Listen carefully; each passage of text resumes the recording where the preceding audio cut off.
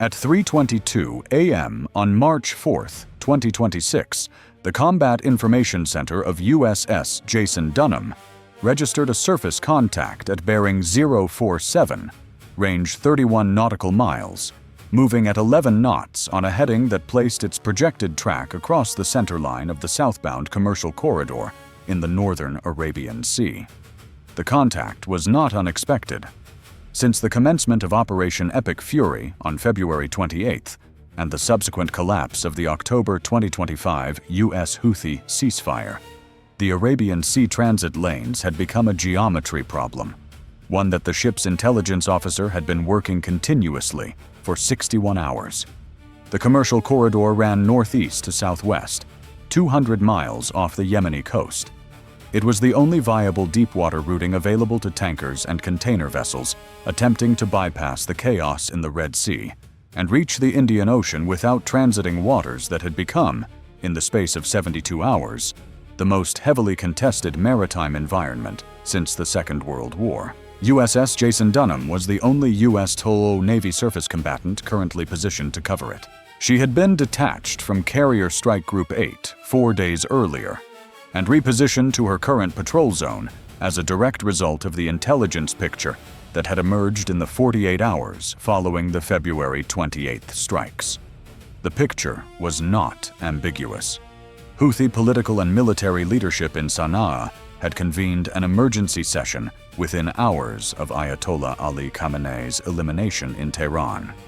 The session produced a declaration that any vessel transiting waters adjacent to the Arabian Peninsula in support of or in connection with the American-Israeli campaign against Iran was a legitimate military target. The declaration had not specified a geographic boundary. It had not needed to. The Houthis had demonstrated, during their 2023 to 2025 Red Sea campaign, that their operational reach extended well beyond the straits and into open ocean, a fact confirmed by the successful strikes they had conducted against vessels as far east as 58 degrees longitude during the height of that campaign. The intelligence assessment delivered to USS Jason Dunham's commanding officer at 0600 on March 2nd was specific. Houthi naval assets had been observed repositioning from their primary operating bases at Hodeidah and Salif beginning on March 1st. Satellite imagery confirmed the departure of at least 6 fast attack craft and 2 vessels assessed as modified dhows carrying anti-ship missile launch infrastructure. The projected operating area, based on fuel capacity estimates and observed heading, was the northern Arabian Sea transit corridor. The assessed timeline for arrival and operating range of the commercial corridor was 36 to 48 hours from March 1st. The timeline had now elapsed. The surface contact at bearing 047 was not alone. At 3:24 a.m., the SPY-1D radar aboard USS Jason Dunham resolved a second contact behind the first, same bearing, range 34 nautical miles. At 3:26 a.m., a third. At 3:29 a.m., a P-8 Poseidon maritime patrol aircraft operating 80 miles to the northeast relayed its own sensor picture to the ship's tactical network.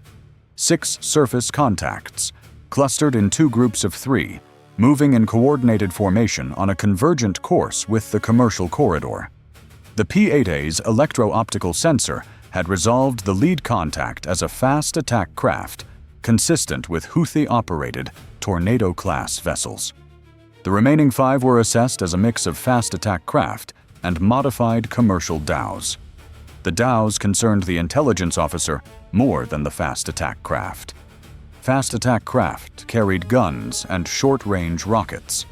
Modified dhows in the Houthi inventory were launch platforms for C-802 anti-ship cruise missiles, Iranian-supplied weapons that had already demonstrated their ability to penetrate naval defenses under the right conditions. At 3:31 a.m., the ship's commanding officer declared the contacts hostile under the standing rules of engagement applicable to vessels assessed as engaged in imminent attack preparation against commercial shipping in a designated maritime security zone. The declaration was transmitted to 5th Fleet Headquarters at NSA Bahrain and acknowledged within 4 minutes. USS Jason Dunham was weapons-free on the surface contacts.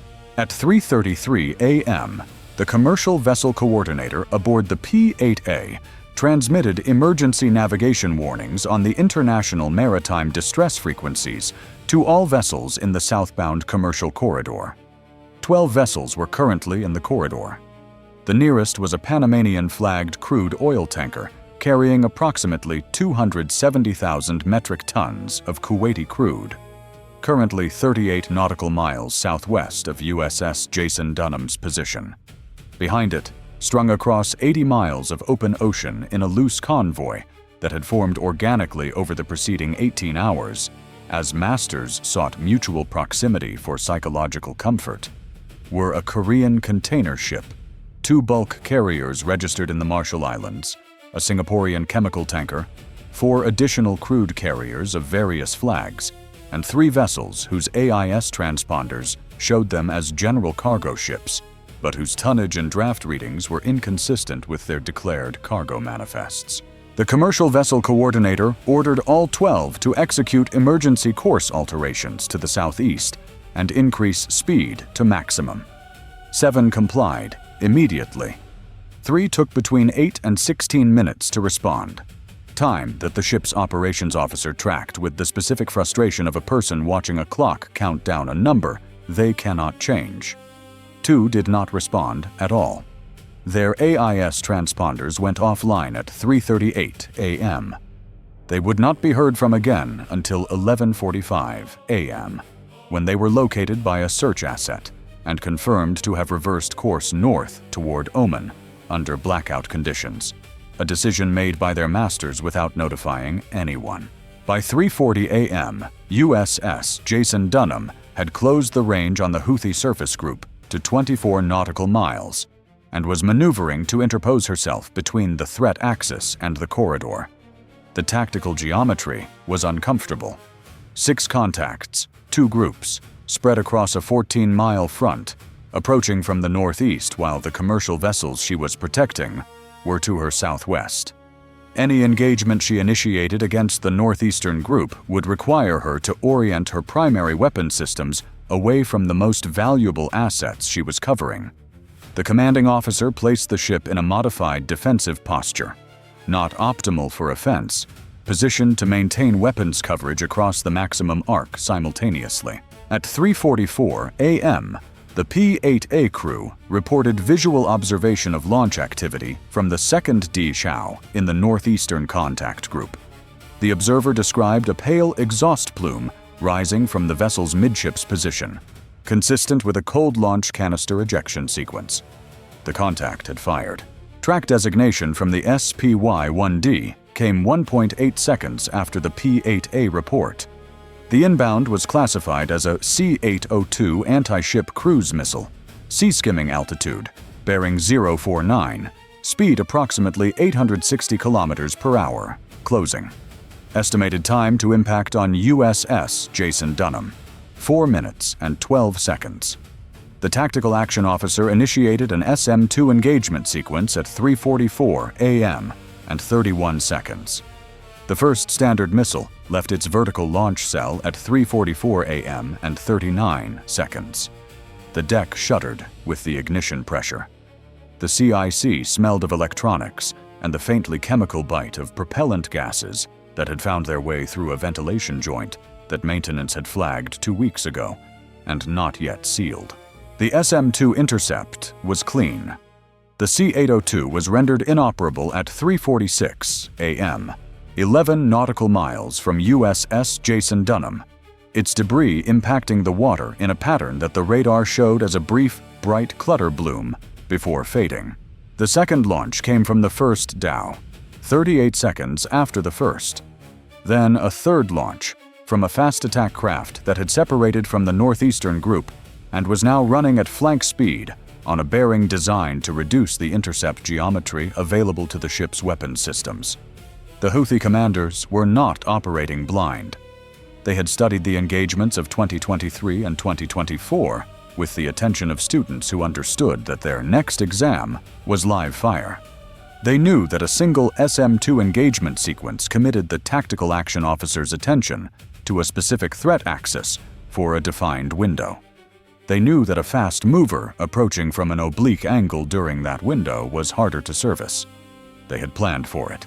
The third launch was a modified Quds-1 cruise missile, slower than the C-802, lower radar cross-section, flying a terrain-masking profile that used the slight wave-height variations on the surface of the Arabian Sea to complicate the radar track. It was not invisible. Nothing is invisible to a fully operational SPY-1D at that range. But it was harder. The track classification took an additional 1.4 seconds compared to the C-802. The engagement solution required the fire control system to solve a more complex intercept geometry. The ESSM fired at 3:47 a.m. and 14 seconds. The intercept occurred at 3:47 a.m. and 44 seconds. Clean. The debris bloom appeared and faded. The Southwestern Contact Group, which had been maintaining position 14 nautical miles to the northwest of the corridor while the Northeastern Group executed its initial attack run, chose that moment to accelerate. All three contacts in the Southwestern Group went to what the radar assessed as maximum speed, somewhere above 35 knots for the fast attack craft, and altered course to 180 degrees, placing them on a direct closing vector toward the rearmost vessels in the commercial convoy, now 29 nautical miles to USS Jason Dunham's southwest. The geometry was deliberate. The Houthis were splitting USS Jason Dunham's engagement capacity across two simultaneous threat axes, separated by over 40 miles, with the slower commercial vessels as the backstop. The commanding officer had 14 seconds to make a decision that the rules of engagement, the tactical picture, and every calculation available to her could inform, but could not make for her. She committed the ship to the southwest, ordered flank speed, and directed the P-8A to assume targeting responsibility for the Northeastern Contact Group with authorization to engage with its AGM-84D Harpoon if any of the remaining Northeastern contacts resumed attack preparation. She accepted that in maneuvering southwest, she was reducing her engagement coverage of the northeastern axis below the margin she would have preferred. She accepted that the P-8A had 2 harpoon rounds remaining, and that if the northeastern contacts fired again before she could re-establish her position, the outcome would depend on a maritime patrol aircraft's weapons employment rather than the destroyer's far more capable fire control system. She accepted these things in 14 seconds. Then she gave the order, and the ship turned southwest at flank speed, her bow lifting slightly as the engines went to maximum output, the vibration in the hull shifting from the low background hum of cruising speed to the deeper, more insistent resonance of a warship running hard. The Southwestern Contact Group had covered 7 nautical miles during the maneuver. The lead fast attack craft was now 19 nautical miles from the rearmost commercial vessel, the Panamanian crude carrier, whose master had been attempting to increase speed for 11 minutes and whose engines had reached their absolute maximum output of 14.2 knots. The math was not in the tanker's favor. At the fast attack craft's closing speed and the tanker's escape speed, the Houthis would have weapons employment range on the commercial vessel in approximately 18 minutes. USS Jason Dunham had 17 minutes before she would be in position to interpose. At 4:01 a.m., the lead fast attack craft in the Southwestern Group fired 2 rockets, 107mm unguided projectiles with an effective range against a ship-sized target of approximately 8 nautical miles. The rockets impacted the water approximately 11 nautical miles short of the tanker. They were not intended to hit. They were a message about closing geometry. They were also, under the rules of engagement applicable to the situation, confirmation of hostile intent. At 4:02 a.m., the P-8A crew reported additional launch preparation activity from one of the northeastern dhows. The crew had visual on what they assessed as personnel repositioning a launcher rail on the midships platform. The aircraft commander requested weapons authorization. The 5th Fleet Watch Officer, monitoring the engagement on the Tactical Common Operational Picture Feed from NSA Bahrain, confirmed authorization at 4:02 a.m. and 28 seconds. The P-8A released one AGM-84D Harpoon at 4:03 a.m. The Harpoon reached the target dhow at 4:06 a.m. The contact disappeared from radar and was subsequently confirmed as a total loss of asset, burning on the surface of the Arabian Sea. At 4:04 a.m., with USS Jason Dunham still 3 minutes from her optimal engagement position on the southwestern group, the second dhow in the southwestern formation launched a C-802. The missile was tracking the crude carrier. Track designation from the SPY-1D came immediately. The ship was now close enough that the solution was clean, but the intercept geometry required the ship to fire across a vector that placed the commercial vessel behind the intercept point. The tactical action officer fired. The SM-2 intercept occurred at 4:05 a.m. and 19 seconds, at a range of 6.4 nautical miles from the crude carrier. The crew of the tanker on the bridge saw the intercept as a flash of light on the northern horizon that lasted approximately 2 seconds. Their engineering officer, monitoring the radar repeater in the engine control room, watched the inbound track disappear and did not move for approximately 10 seconds. At 4:07 a.m. USS Jason Dunham reached her interposition point between the southwestern contact group and the commercial convoy. The 3 fast attack craft in the southwestern group had been closing for 19 minutes. At the moment, the destroyer established her new position. The lead fast attack craft was at 12 nautical miles, inside the ship's gun range, outside effective rocket range of the convoy, directly in front of a warship whose fire control system had already demonstrated 4 times in the preceding 23 minutes that it had no intention of allowing a 5th attempt. The Houthi fast attack craft group held their course for 40 seconds. Then they turned north. They did not turn immediately at maximum speed. The lead craft maintained its speed and heading for an additional 20 seconds after the turn of the other 2. A probing maneuver, or the hesitation of a commander calculating whether the situation had changed enough to justify one more attempt.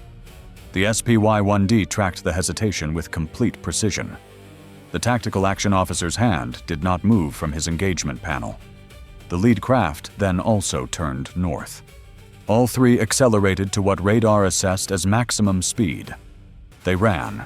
The P-8A shadowed the northeastern group's surviving vessels, 1 fast attack craft, and 1 dhow, until they crossed back into Yemeni coastal waters at 5:44 a.m. The aircraft's second Harpoon remained unfired. The southwestern group was tracked to a position off the Yemeni coast, consistent with their operating base at Hodeidah, and then released from active tracking at 6:15 a.m. USS Jason Dunham returned to her patrol position in the commercial corridor at 6:33 a.m. Her forward VLS magazine had expended 7 rounds, 3 SM-2 extended range missiles, 3 ESSM rounds, 1 SM, 2 Block 3A. Her fuel state was at 61% following the high-speed maneuvering. One of her 2 CIWS systems had been taken offline at 4:11 a.m. after its cooling fan registered an overheat alarm, a maintenance issue that had been monitored for 6 days and had finally crossed its threshold during the engagement's sustained combat systems tempo. The cooling system was manually reset. The CIWS returned to operational status at 4:38 a.m. The ship had not needed it during that window. She had needed it at 4:09 a.m. when the southwestern group's dhow fired a final snapshot, C-802 at 9.1 nautical miles before turning north. A last expedient attempt to force an engagement that the degraded CIWS would have made significantly more complex. The SM-2 that intercepted it at 4:09 a.m. and 41 seconds had cost $1.2 million.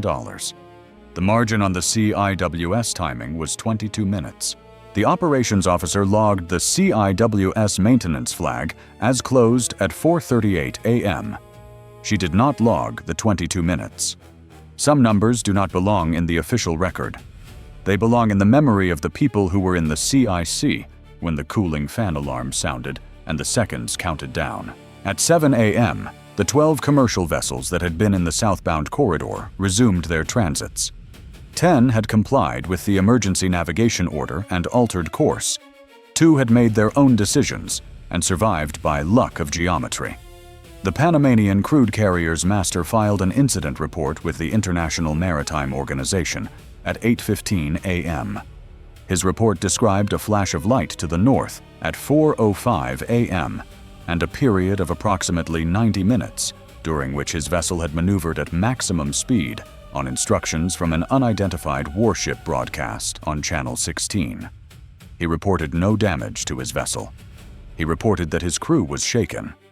He requested clarification on whether the Maritime Security Zone advisory in effect for the northern Arabian Sea was still operative. It was.